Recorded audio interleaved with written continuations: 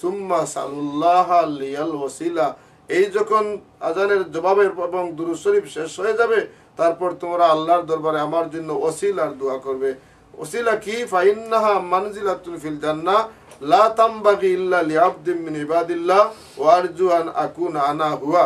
ওসিলা হলো বেহেশতে একটি বিশেষ মর্যাদার স্থান, যেখানে আল্লাহর কেবলমাত্র একজন বান্দাই উপনীত হতে পারবেন, এবং আমি আশা করি সেই বান্দা আমি নিজেই হব।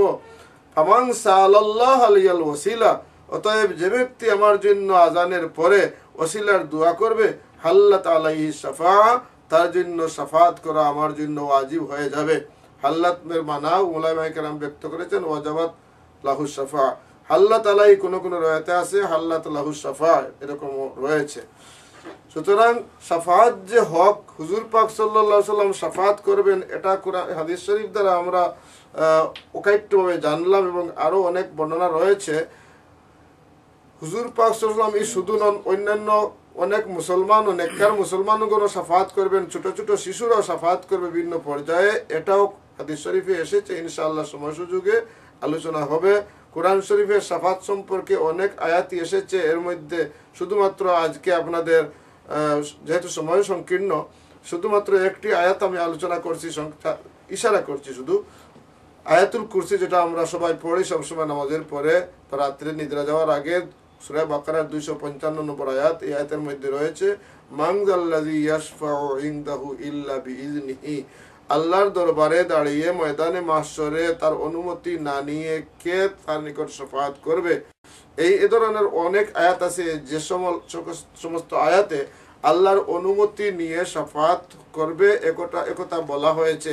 এবং সূরা ওয়াদ-দুহার মধ্যে আল্লাহ তাবারাকা ওয়া তাআলা ওয়ালা সাওফা ইউতিকা রাব্বুকা ফাতারদা, এখানে হুজুর পাক সাল্লাল্লাহু আলাইহি ওয়াসাল্লামকে শাফাতের যে অনুমতি এটা দিয়ে রেখেছেন। আলহামদুলিল্লাহ, আমরা সৌভাগ্যবান উম্মত। হুজুর পাক সাল্লাল্লাহু আলাইহি ওয়াসাল্লাম বলেছেন শাফাআতি লিআহলিল কাবাইর মিন উম্মতি, আমার উম্মতের যারা কবিরা গুনাহগার তাদের জন্য আমি শাফাত করব। তো ইনশাআল্লাহুল আজিজ, আজকে আমি অনেক সময় আপনাদের নষ্ট করে ফেলেছি, আর সময় সুযোগে এ সম্পর্কে, যেহেতু আমি আগেও বলেছি যে প্রসঙ্গটা আসলে বিশদ আলোচনার দাবি রাখে, তাই আগামীতে ইনশাআল্লাহ সম্পর্কে আরো ব্যাপক আলোচনা করার প্রয়াসী হব।